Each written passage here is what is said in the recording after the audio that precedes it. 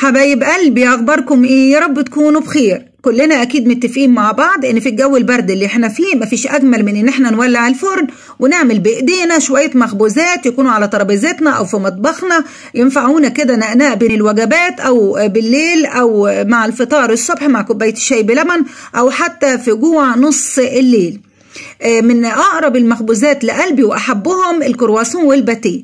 انا عملت معاكم الكرواسون والباتيه باكتر من طريقه وكلها طرق ناجحه، بس طريقه النهارده طريقه عجبتني جدا والنتيجه بتاعتها كانت اكتر من رائعه. عملت بالعجينه دي باتيه وعملت كرواسون وعملت المخبوزات المنفوخه الهشه الجميله دي وحشيناها بالجبن او حتى بالشوكولاته. لو تيجي نشوف الباتيهايه قد ايه هشه وطريه والطبقات باينه فيها وفضلت طازه لاطول فتره ممكنه. شايفين الباتيهايه، شايفين الطبقات باينه ازاي وقد ايه قطنيه وهشه، وعملت لي بكيلو دقيق كميه كبيره. حشيناها بالجبنه او حتى زي ما احنا شايفين كده بالشوكولاته، الطبقات باينه قد ايه. طب ما يلا نصلي على الرسول وندخل على المطبخ ونشوف عملنا المخبوزات الجميله ازاي على طول. سمي الله ونبتدي نعمل العجينه. معايا كوبايه لبن دافي ونص كوبايه ميه دافيه، وفي نص كوبايه ميه احتياطي حسب احتياج العجينه. هنزل كمان ب50 ملي زيت و4 5 معالق كبار سكر، خليهم 4 معالق كبار، ومعلقه كبيره مليانه خميره فوريه عشان الجو برد شويه، وهنزل ب4 5 6 معالق من كيلو دقيق بتاعي. هضربهم مع بعض وهسيبهم يخمروا شويه. قلت بالمره انزل بالبيضتين اللي معايا عشان يبقى كل السوائل مع بعض، وطبعا طالما بيض يبقى لازم احط كده معلقه خل واقلبهم كده تاني مع بعض، واسيب بقى السوائل دي تخمر شويه. على ما تخمر احضر الدقيق. معايا هنا بقيت كيلو دقيق، عليه معلقتين كبار لبن بودره ومعلقه صغيره ملح ومعلقه صغيره بيكنج باودر. هقلب كده كل مكونات الدقيق، يبقى كده فاضل بس نضيف الدقيق على السوائل اللي سبتها تخمر. وبعد ما سيبنا خليط السوائل شويه هنلاقي كده سمكه تقل وكمان عمل فقاعات، يبقى كده الخميره بتاعتنا شغاله. هنبتدي ننزل بكل كميه الدقيق اللي معانا ونبتدي نعجنها. ممكن تعجنيها على ايدك او في العجان، وطبعا مفيش اجمل من العجن بالايد.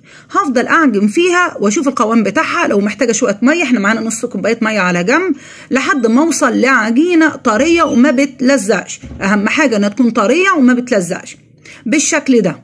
وزي ما قلنا بتابع العجينه بقى، ما بنزلش بالسوائل كلها مره واحده علشان ما اضطرش احط دقيق. وتوصل معايا العجينه بالشكل ده، قوام طري ما بيلزقش. هنزل بيها على الرخامه واكمل فيها عجن كمان 5 دقايق. وبرضو اعمل الاختبار اللي احنا قلنا عليه، باخد حته من العجينه وبشدها، لو لقيتها بتتمط معايا من غير ما تتقطع يبقى كده وصلنا يعني العجن اللي انا محتاجاه. وقلنا بنعجن تقريبا من 8 ل 10 دقايق. احط بقى العجينه بتاعتي في الطبق الممسوح كده بالزيت واسيبه يخمر حسب الجو اللي عندك، واغطيه كده ببلاستيك غذاء او اي كيس عندك.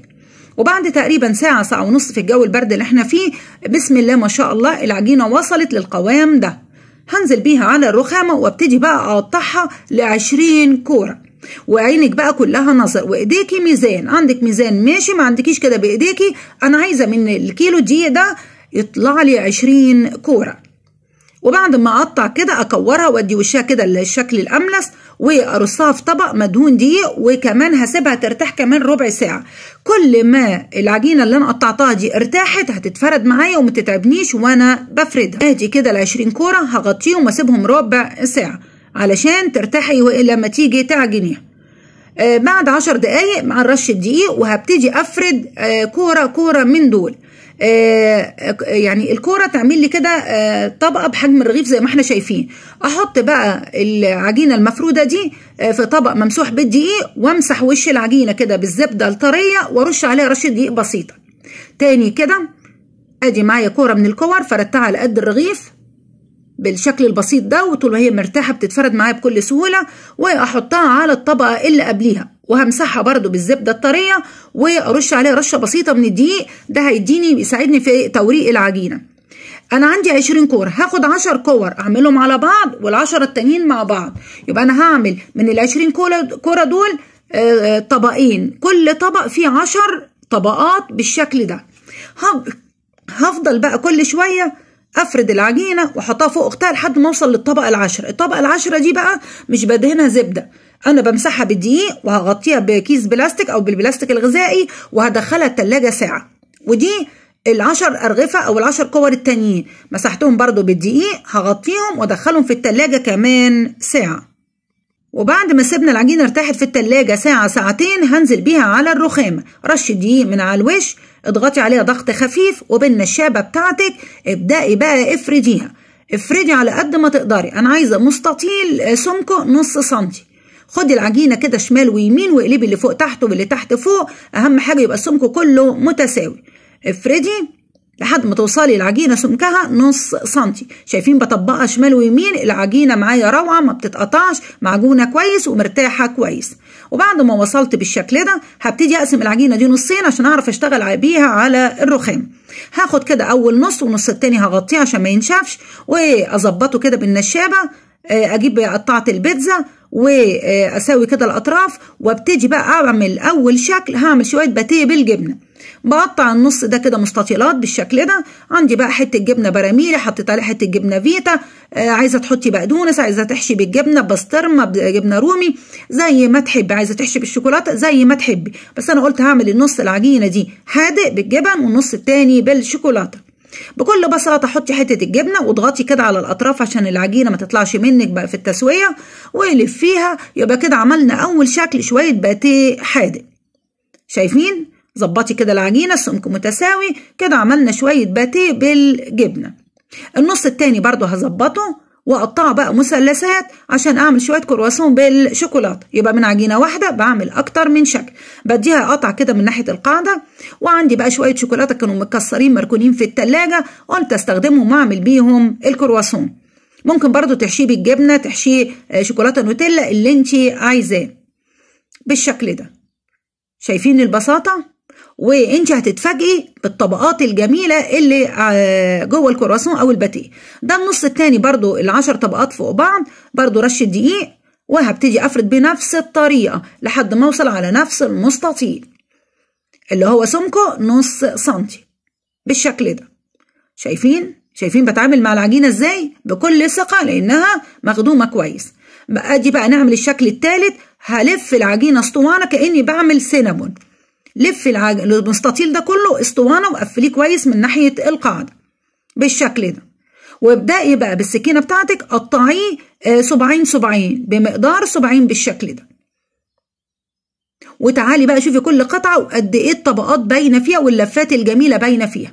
ابدأي بقى بصباعك الكبير كده اعملي فيها تجويف. انا عايزاها كده عامله زي الخرشوفيه المتقوره، فيها تجويف كده من النص. معلش يا جماعه الكاميرا مش عارفه جه عليها شويه دقيق ولا ايه، مش عارفه عملت كده ليه، بس معلش بقى اعذروني لان انا ما اكتشفتش غير بعد ما خلصت الفيديو.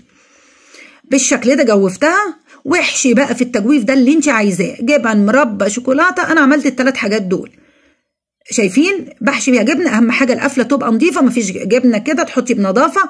ولو مش عارفه تحطي بالمعلقه حطي في كيس حلواني واحشيها كده في التجويف اللي انت عملتيه. اقفلي كويس وخلي القفله دي من تحت واضغطي عليها ضغطه خفيفه في الصاج بتاعك او الصينيه اللي انت حاطه فيها ورقه زبده ورشها رشه دقيق. الحشوه التانيه برضو من شويه الشوكولاته المكسرين دول او شوكولاته الشيبس، حشيتها وقفلتها وحطيتها برضو في الصينيه. وكان كمان عندي شويه مربى، قلت اكمل حشوه. اهم حاجه القفله تبقى نظيفه عشان تقفل معاكي وما تتفتحش اثناء التسويه بالشكل ده. يبقى انا من عجينه واحده عملت 3 اشكال وكمان حشيتهم ب3 حشوات. بعد ما هخلص ده شكل العجينه كلها. هغطيها بقى واسيبها لحد ما يتضاعف حجمها حسب المكان اللي هتاخد نص ساعه، ساعه الا ربع، لحد ما يتضاعف وحجمها يزيد. بعد ما سيبنا العجينه حجمها اتضاعف بالشكل ده، معايا بقى بيضايه، شويه لبن قهوه سرعه الذوبان، رشه فانيليا، وامسحي الوش بخفه كده عشان ما تهبطيش الخمر بالشكل ده. وهميز الحلو والحادق، حبه البركه للحادق وشويه سكر على الوش كده للي محشي شوكولاته او مربى بالشكل ده. طبعا مولعين الفرن على اعلى درجه حراره، مولعان من حوالي بقاله دلوقتي ربع ساعه. برضو ادي الصاج التاني، حبه البركه للحادق والسكر للحلو. وهندخل بقى الصواني دي الفرن حسب الفرن بتاعك، هتتابعي مش هتاخد اكتر من 20 دقيقه. اهم حاجه الفرن على اعلى درجه حراره. وبسم الله ما شاء الله ادي اول صاج طلع. اللي احنا جوفناه بايدينا، شايفين عامل منتفخ ازاي؟ طبق بقى فيه شويه زبده سايحه على طول وهو سخن، امسحي الوش وغطيه وسيبيه يرتاح شويه، وبسم الله ما شاء الله على الصاج التاني مسحه الزبده دي بتودي المخبوزات بتاعتك في حته تانيه خالص. وقدام الجمال بقى واللمعان والريحه اللي ماليه البيت لازم نقول الله الله الله يا سلام. ومش هزق من كتر ما بكرر كلامي، مفيش اجمل من اي حاجه انت بتعمليها في البيت. انت مستنيه ايه؟ بطلي كسل، قومي ولعي الفرن واملي بيتك بالخير والبركه. شوفي كده المخبوزات الجميله ومدى فرحتك وانت بتقولي لاي حد ان انت اللي عاملاها بايديكي. شوفي كده الباتيه هي عامله ازاي، شايفين الطراوه، شايفين قد ايه قطنيه الطبقات باينه فيها، شايفين ايه الجمال ده، وحشوه الجبنه اللي ملياها، وادي كمان الكرواسون اللي بالشوكولاته والشوكولاته سايحه فيها. شايفين الجمال؟ الله الله الله يا سلام. بكيلو دقيق عملنا كل الكمية دي. انزلي انت هاتي كيلو باتيه وعديهم وشوفي الفرق في الكمية والبركة، وما تخليش حد يضحك عليكي. زي ما قلت لكم هسيب لكم في صندوق الوصف كل طرق الكرواسون اللي انا عملتها، وجربي كل طريقة لحد ما توصلي للطريقة اللي تعجبك. بس انا بنصحك جربي الطريقة دي وسوي في الفرن ودفي بيتك واملي بيتك بالخير والبركة. ودي كانت وصفتنا النهاردة، اتمنى ان انتوا تجربوها وسيبوا لي رأيكم في التعليقات. سبسكرايب وشير ولايك، وتابعوني مع سماسم في المطبخ.